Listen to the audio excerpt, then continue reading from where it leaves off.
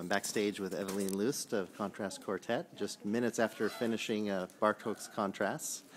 And I was just curious, the first question that pops in my mind, is your ensemble named after this piece, or is it just a coincidence? It is. It's named after this piece because of the contrasting timbres, and of course we thought of the work, the great Bartók contrasts.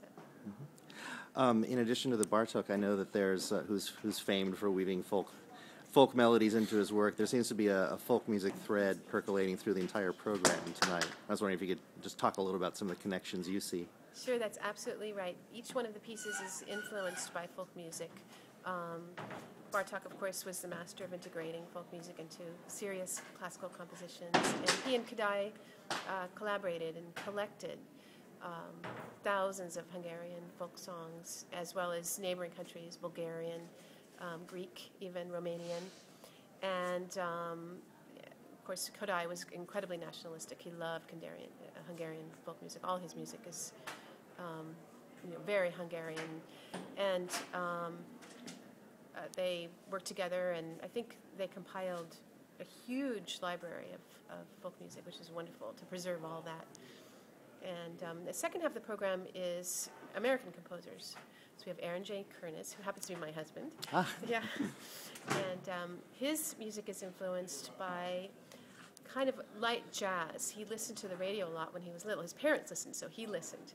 And he dedicated the piece, the ballad for cello and piano, to his parents. So he thought of that, those kind of almost cocktail music and light jazz harmonies you'll hear integrated into the piece, even though it's really his voice. It's just kind of a subtle touch.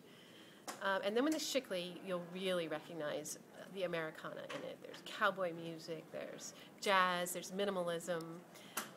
But this is not a PDQ Bach piece, correct? No, not at all. It's the other side of Peter Shikli. Yeah. Could you just talk a little bit more about his piece? I didn't mean to interrupt you there.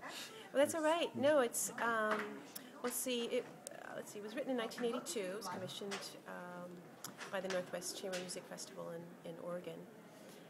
And he dedicated it to his father, who apparently didn't allow him to listen to Spike Lee Jones. He loved it, and he wasn't allowed to listen to that at home. So he said he rebelled a little bit and wrote. Maybe that's the non-serious side of him in classical music that we all know. Yeah.